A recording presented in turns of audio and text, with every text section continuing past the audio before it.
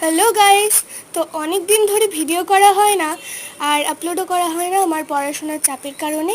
তার জন্য আজকে মনে হলো যে চলো কিছু গাছেদের জিনিস অর্থাৎ আমার খারকন পাতাগুলো দেখানো যাক। কারণ এখন তো গ্রীষ্মকালের সময় খারকন পাতাগুলো মোটামুটি উঠেছে, তো সেগুলোই দেখাবো বলে চলে এলাম। আর এখানে এসে দেখছি যে একটা জিনিস, কি বলো তো, কাঁচা আম। আর হ্যাঁ, আজকে কিন্তু অনেকটা গরম পড়েছিল, তার জন্য আমি মাকে বলেছিলাম যে মা, বাইপাসে যদি সবজি যায় তাহলে কিন্তু কাঁচা আম অবশ্যই রেখো।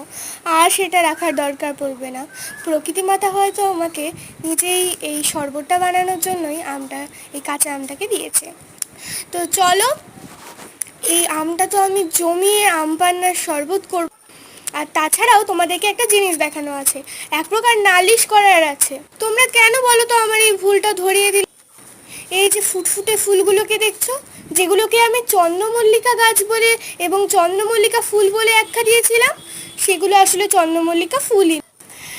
প্ল্যান্টোরা নামক একটা অ্যাপ থেকে জানতে পারি যে এটা অ্যাস্টার ফুল। আর তারপর আমি ইউটিউবেও সার্চ করে দেখি যে এটার গ্রো আপ আর অ্যাস্টারের গ্রো আপ একদম সেম। হয়তো কোনো ক্রমে অ্যাস্টারের বীজ পড়ে গিয়েছিল আর ওটা অ্যাস্টার। তবে এই ভুলটা তোমরা ধরিয়ে দাওনি কেন বলো তো? প্রচণ্ড রাগ হচ্ছে কিন্তু তোমাদের উপর। এখন কি করব আমি? অ্যাস্টারের যে ভিডিওটা আপলোড করেছিলাম ওটা যে জানো তো 3Kও ছাড়িয়ে গেছে ভিউজ। আর লাইক করেছে 20 জনের মতো। তো এখন আমি ওগুলোকে কি করব? ডিলিট করে দেবো? তোমরা কেন এমন করলে বলো তো?